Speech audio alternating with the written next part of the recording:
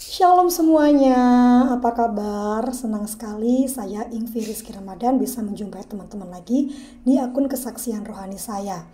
Nah, sebelum saya berangkat bekerja, saya ingin menyapa teman-teman dulu dan juga ingin memberikan sebuah informasi tentang bagaimana Alkitab orang Kristen itu bisa sampai dan kita baca sampai hari ini.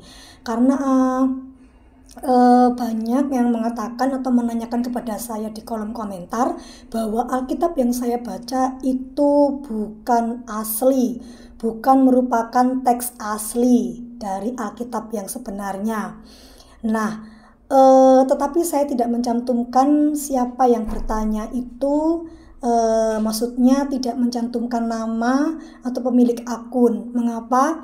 Karena ketika saya menjawab viti-viti, ketika Anda bertanya dan saya menjawab, itu kemudian saya dilaporkan balik ya oleh Anda sendiri yang bertanya kepada media sosial, sehingga saya nanti mengalami peneguran.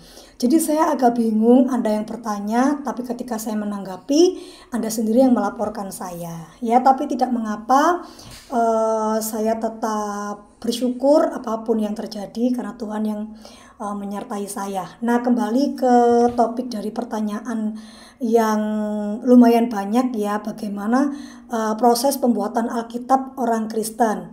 Nah, izinkan saya menjelaskan tentu dengan tidak sempurna ya.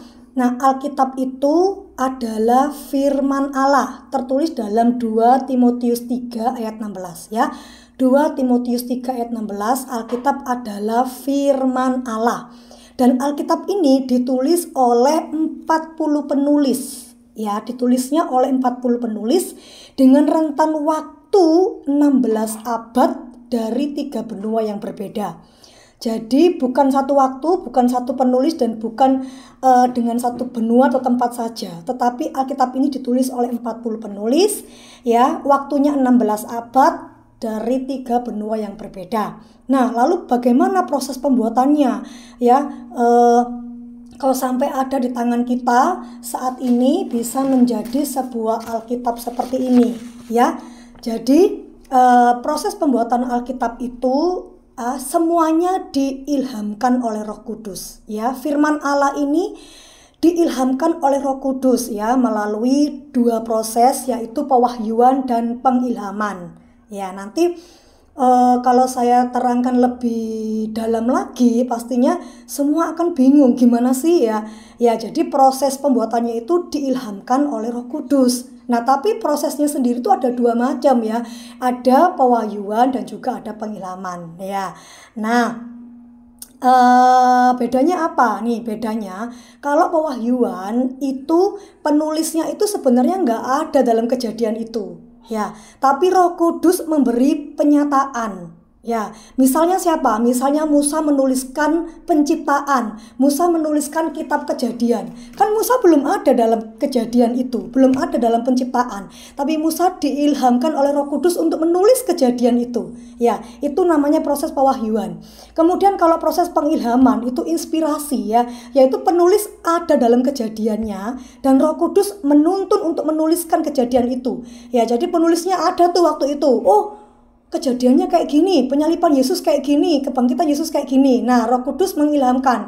Ini yang kamu catat, yang kamu tulis. Nah, itu adalah proses pengilhaman. Ya. Nah, itu jumlah yang menulis itu 40, saudaraku ya. Waktunya tuh 16 abad ya dari 3 benua. Jadi, tidak mungkin mereka janjian untuk menuliskan sebuah Alkitab yang sampai sambung kesinambungannya itu sama. Jadi meskipun Alkitab ini itu dituliskan dalam rentan yang sangat lama yaitu 16 abad, tetapi Alkitab ini itu sejarahnya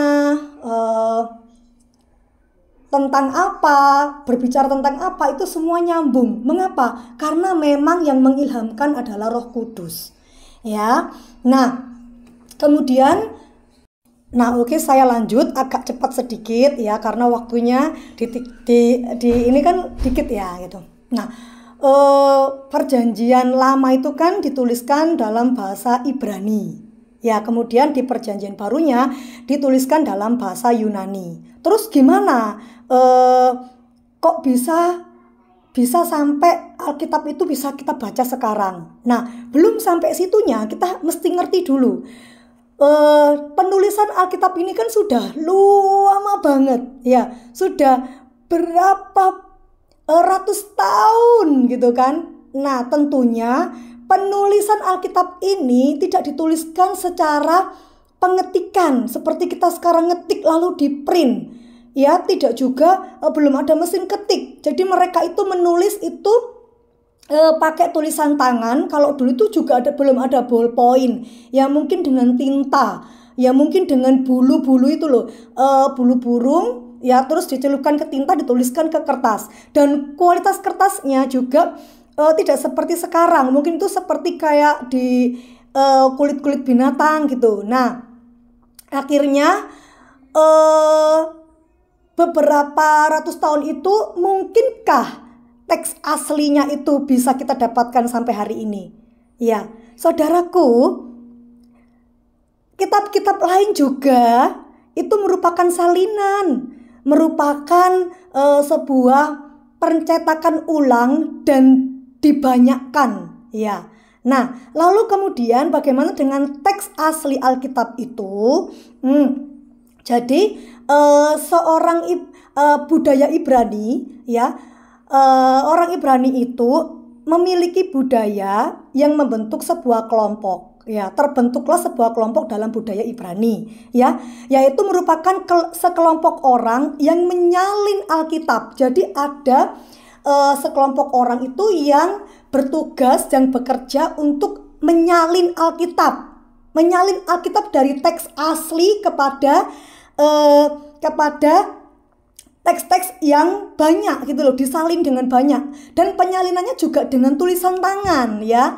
Penyalinannya juga dengan tulisan tangan mereka. Nah, apakah nama kelompok ini? Nama kelompok ini dinamakan dengan kelompok Masorah, ya, kelompok Masorah. Nah, di penulisan bahasa Ibrani asli itu tidak ada huruf vokalnya, teman-teman. Jadi nggak ada A, I, U, E, O. Beda dengan Yunani, Inggris, Indonesia gitu ya. Mereka tidak ada A, I, U, E, O. Jadi mereka semuanya itu hurufnya itu huruf mati, huruf konsonan. Nah, tetapi supaya kita mudah membacanya, mudah mengertinya, kelompok atau orang-orang Masorah ini memberikan huruf vokal supaya mudah dimengerti. Nah, akhirnya jadilah yang dinamakan teks Masoret. Nah, itulah yang kita pakai sampai sekarang adalah teks Masoret. Nah, kalau di perjanjian barunya itu terjemahan Septuaginta, ya, tuh, oke. Nah, lalu di mana atau bagaimana nasib dari teks aslinya, dari penulis-penulis asli? Bagaimana? Ya, itu ada beberapa peneliti, ya, ada disimpulkan ada dua peneliti yang mengatakan yang satunya itu dikubur, yang satunya itu dibakar. Mengapa? Karena sudah rusak dan usang. Sekali lagi saya jelaskan bahwa mereka dulu tidak memakai mesin ketik, ya, tidak ada teknologi sampai sekarang. Jadi usang seperti struk belanja yang tinta dan kertasnya itu jelek, terus disimpan terus, akhirnya kan hilang. Nah, sebelum hilang, orang-orang Masoret ini itu menyalin kembali. Nah, sampailah sekarang jadi teks Masoret yang kita baca itu teks Masoret dalam perjanjian lama.